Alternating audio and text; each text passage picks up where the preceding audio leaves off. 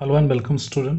तो बेटा last class में हम अपने चैप्टर थर्ड बिजनेस एनवायरनमेंट में कंपोनेंट ऑफ बिजनेस पढ़ रहे थे, जिसमें हमने इंटरनल और एक्सटर्नल कंपोनेंट पढ़ा था। तो बेटा इंटरनल कंपोनेंट हमने कर लिए थे, जो एनवायरनमेंट का बेटा इंटरनल पार्ट होता है वो हमने कर लिया था। अब बेटा हम बात करेंगे एक्सटर्नल के बारे में, ठीक है। एक्सटर्नल के बारे में बात करेंगे तो एक्सटर्नल में मैंने बताया था कि बेटा सबसे इम्पोर्टेंट है ये आपके एग्जाम में आता है। इसी को बोलते हैं डायमेंशंस ऑफ बिजनेस, जिसमें बेटा हमारा इकोनॉमिक्स वाला, सोशल वाला, टेक्निकल वाला, पॉलिटिकल वाला और लीगल वाला एनवायरनमेंट आता है। इसमें से एक केस स्टडी क्वेश्चन आता है, जिसमें आपसे पूछा जाता है, आपसे ये बोला जाता है कि इसमें कौन सा एनवायरनमेंट है उस केस स्टडी में, तो वो हमें फाइंड आउट करके बताना होता है। तो पहले वन बाय वन डिस्कस करेंगे बेटा।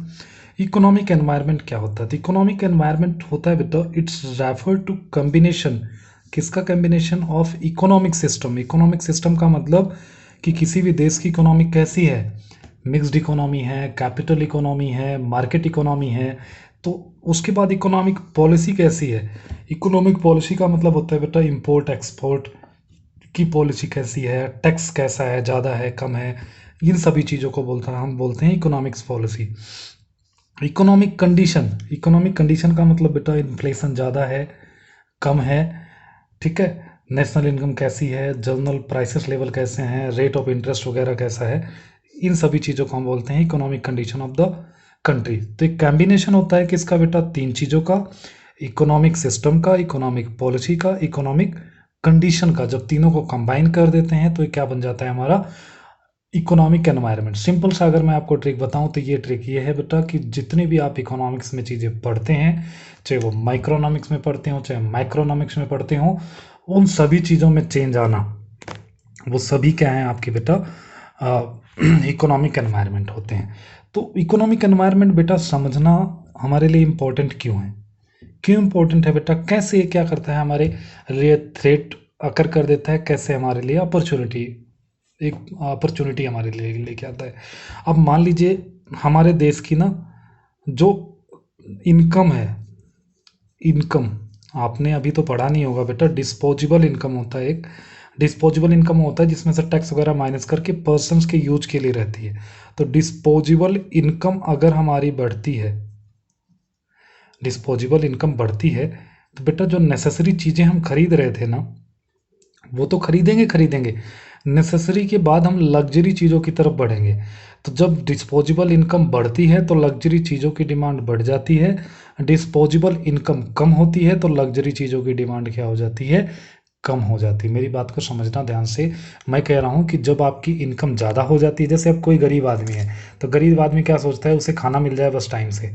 गरीब आदमी क्या मिलता है कि भाई उसे दो वक्त की रोटी मिल जाए, इससे ज़्यादा कुछ नहीं है।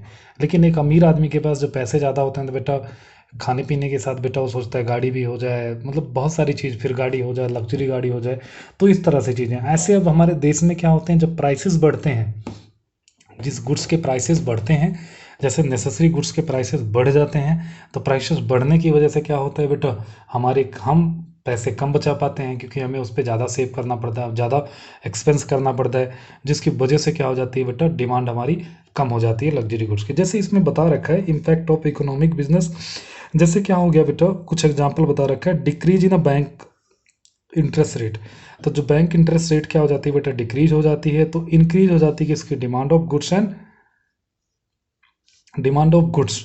और जब इंक्रीज, जब आपके पास क्या हो जाएगा भाई, आपको कम पैसे पे, कम ब्याज पे जब आप बैंक से क्या ले पाओगे, लोन ले पाओगे, तो आप बेटा घर भी खरीदोगे, गाड़ी भी खरीदोगे। लेकिन वही जब इंटरेस्ट रेट बढ़ जाएगा तो ना आप घर खरीद पाओगे ना ही गाड़ी खरीद पाओगे, तो डिमांड कम हो जाएगी मार्केट्स में, ठीक है। अगर हम अगली बात करें तो जैसे इसमें दे रखा है, rise in income of the people lead increase the demand of the goods. तो मैंने बताया था जब लोगों की इनकम बढ़ेगी तो क्या करेंगे, ज़्यादा डिमांड करेंगे, कम होगी तो कम डिमांड करेंगे, ठीक है। High inflation rate increase the cost of business, जब इन्फ्लेशन की रेट बढ़ जाएगी तो बेटा कॉस्ट बढ़ जाएगी, कॉस्ट बढ़ जाएगी तो बेटा उसको हम परचेज कम करेंगे, मतलब डिमांड कम करने लग जाएंगे किसी भी चीज़ की। तो जब आपको कहीं भी केस स्टडी में दिख जाए कि इकोनॉमिक्स से रिलेटेड चीज़ें हैं, जहाँ पे प्राइसेस चेंज हो रही हो, कैपिटल इकोनॉमी हो रही हो, मिक्स्ड इकोनॉमी के बारे में बात कर रहा हो, गवर्नमेंट अपनी पॉलिसी चेंज कर रही हो, कौन सी पॉलिसी, इंपोर्ट एक्सपोर्ट की पॉलिसी चेंज हो रही हो, कुछ भी हो रही हो, तो वो कौन सा होगा, आपका इकोनॉमिक एनवायरनमेंट होगा, ठीक है।